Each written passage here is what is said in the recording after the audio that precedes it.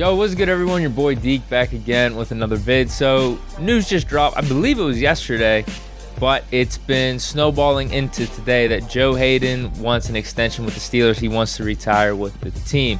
So the report initially came from an interview with Mark Kaboly, part of The Athletic. This is the part where they're talking about a potential new deal.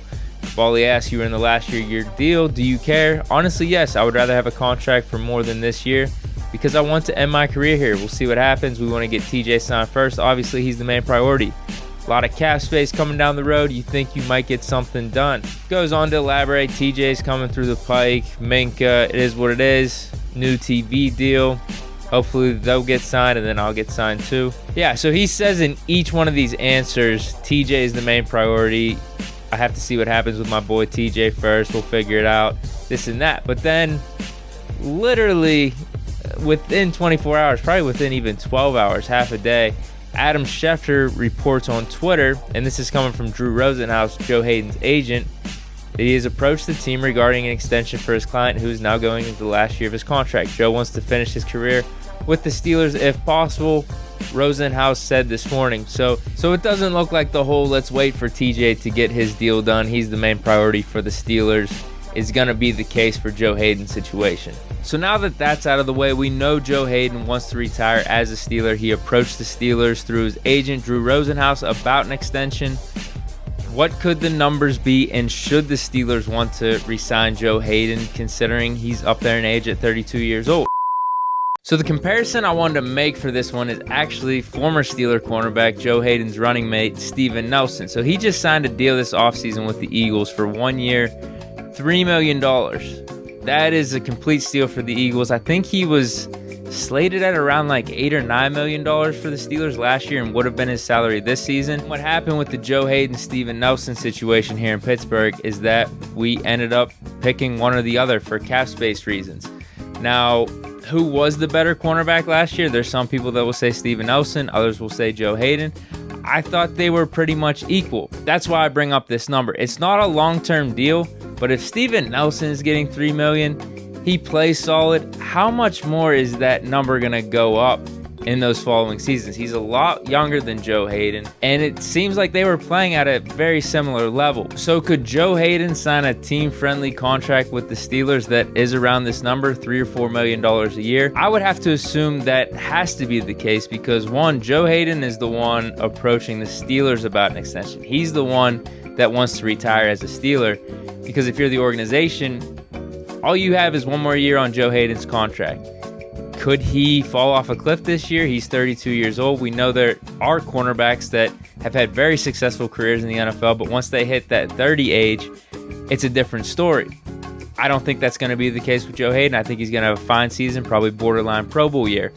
But if you're the Steelers, you have more leverage in this situation than Joe Haden. So he's going to have to agree to a number that's lower than maybe his market value. And as we saw with Steven Nelson, $3 million on a one-year deal, I'm assuming that number for Joe Haden next offseason is not going to be more than like $5 or $6 million. But then we have to ask ourselves, could Joe Haden still play at a high level? Because there is two costs with this. One is just straight up the salary cap.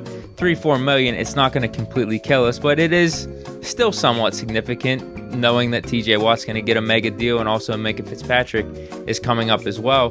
But also the opportunity cost of having a young cornerback step in and develop at the expense of Joe Haden being out there on the field. It would be completely worth it if Joe's still playing at a high level and he's helping our defense. He's cornerback 1 or cornerback 2. Ultimately, this is a question we are not going to know until Joe hits the field this year, the next year. This is the guessing game that you play in the NFL with these contracts. But we can look at the past and some cornerbacks that are around Joe's level. I would say Joe's maybe a tier lower than some of these guys that I have on the list. I'd say Joe's around Antoine Winfield, maybe a little bit better, but still below Charles Woodson, Champ Bailey, Rod Woodson, Deion Sanders. These are some of the all-time greats that are in the Hall of Fame.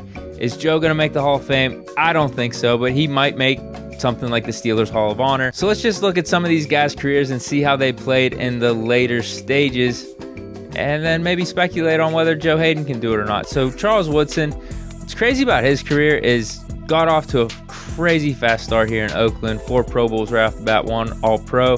but then was missing Pro Bowls, missing All Pros, even though the one season he had 8 picks, so that doesn't really make sense. But had actually a resurgence at 32. Joe Haden's going to be 32 this season, so 32 in 2021, 33 in 2022, and then 34 in 2023. We could see here Charles Woodson may have arguably had the best seasons of his career, 08 to 11, when he was 32 to 35. 2 All-Pros and then 1 Defensive Player of the Year in 2009. And this was also, as you can see, he's still playing cornerback. It's not like he made that switch to safety until 2012, and then he played his last 3 seasons in Oakland, still putting up some crazy stats for that age. Joe Haden, he said in the interview he's not going to make the switch to safety, so if he's not playing cornerback 1 or cornerback 2, he's going to hang it up. But as we can see with Charles Woodson, he had some of his best years later into his 30s. So it is possible. Next we have Champ Bailey, 32 season in 2010, still making a Pro Bowl all the way up to 2011, 2012 when he was 33 and 34. Ultimately finished his career at 35. And then Rod Woodson at 32 and 33. Was able to start 14 games for San Francisco, 16 games for Baltimore. Not saying these were the best years of his career, did not make a Pro Bowl at all. And then after that 98 season, switched to safety and made some more Pro Bowls. So maybe not his best seasons at 32 and 33, but definitely a contributor to those 2 respective teams. Deion Sanders, 32, Dallas, made a Pro Bowl, goes to Washington in 2000. Starts 15 games for them, gets 4 picks, did not make a Pro Bowl or All-Pro, and it looks like his approximate value dipped a little bit. But still, if you're telling me you're getting that production from Joe Haden at $3 or $4 million, I think that would be worth it. Antoine Winfield, 32, made a Pro Bowl with Minnesota, 33 made a Pro Bowl. Started 15 games when he was 35. Troy Vincent, another Charles Woodson type of story here, at 32, making an All-Pro, 33 making a Pro Bowl. But then at 34 makes the switch to free safety. Rondé Barber, same thing, 31, 32, 33. 33 is making a Pro Bowl, 31 made a Pro Bowl, 32's still in the mix, kept playing all the way till 2012 at 37. Was playing right cornerback at 36, starting 16 games for the team. Ty Law started 16 games for Kansas City at ages 32 and 33. And then wasn't playing as much, I'm assuming, due to injuries with the New York Jets and Denver Broncos, but still you see him playing 16 games at age 32 and 33. I get it. We've also seen the other side of the story where cornerbacks will hit the age of 30 and then completely fall off. 2 names that come to mind right off the bat, Darrelle Revis, Nnamdi Asomugha. You could probably find a plethora of players because these dudes are the outlier, but there is a reason that I brought them up. So the reason I bring these guys up is because a lot of people are writing off Joe Haden whenever this news dropped. They're saying the Steelers shouldn't re-sign him.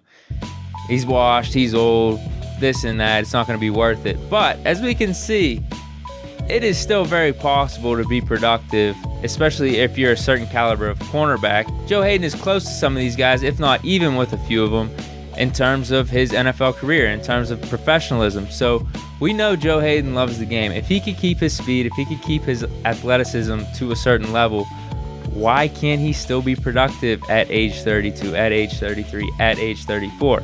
Not saying it's a given, but if it's on a team-friendly deal, the Steelers are playing with house money then in that scenario. So don't write off this deal. I'm for it if it's in that team-friendly $3 to $4 million range. I don't know if that's what Joe Haden's looking for. I'd be open to $5 or $6 million, but anything above that would be way too much. So let me know what you guys think about a Joe Haden potential extension with the Steelers. I'm for it if it's at a certain amount. I think Joe Haden could still have some good years left, as we see with some of these other stud cornerbacks over the past decade or so. They were able to pull it off too. So let me know what you guys think. Stay chill and hope you enjoyed the vid. Peace.